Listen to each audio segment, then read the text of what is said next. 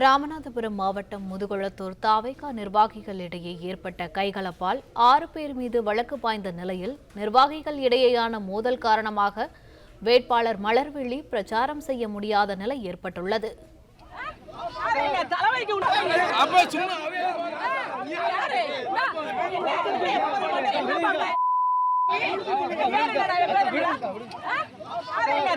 உண்மையா இருக்கிற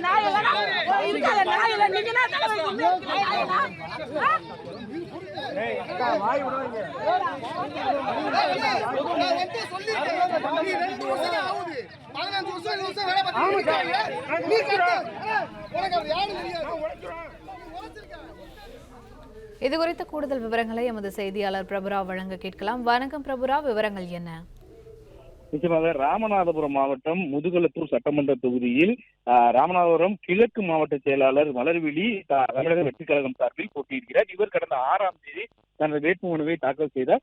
அன்றிலிருந்து அவர் முதுகுளத்தூரில் இருந்து தனது பிரச்சாரத்தை தொடங்குவதா அல்லது கமுதியில் இருந்து தொடங்குவதா என்பது குறித்து கட்சி நிர்வாகிகளுடன் ஆலோசித்துக் கொண்டிருந்த போது கமுதி கிழக்கு ஒன்றிய செயலாளர் கவாஸ்கருக்கும் முதுகுளத்தூர் கிழக்கு ஒன்றிய செயலாளர் குணசேகரனுக்கும் இடையே வாக்குவாதம் ஏற்பட்டு இந்த வாக்குவாதமானது கைகலப்பாக மாறியதை அடுத்து அந்த ஒரே கட்சியை சேர்ந்த இரு பிரிவினராக மாறிக்கொண்டு வாக்குவாதத்தில் ஈடுபட்டனர். இதனால் முதுகுளத்தூர் சட்டமன்ற தொகுதியில் போட்டியிடும் மலர்விழி ஜெயபாலர் இதுவரை அங்கு எங்குமே பிரச்சாரத்துக்கு செல்ல முடியவில்லை.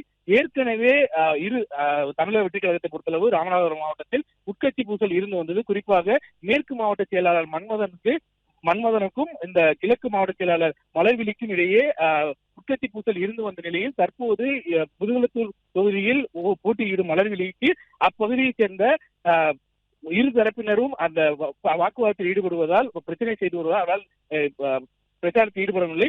இது தொடர்பாக 6 பேர் மீது வழக்கு பதிவு செய்யப்பட்டுள்ளது. தொடர்ந்து மலர்விழியால் முதுகுளத்தூர் சட்டமன்ற தொகுதியில் பிரச்சாரத்தில் ஈடுபட முடியாத நிலை ஏற்பட்டிருப்பதாக தாவேகாவினர் தெரிவித்துள்ளனர். விவரங்களுக்கு நன்றி பிரபுரா.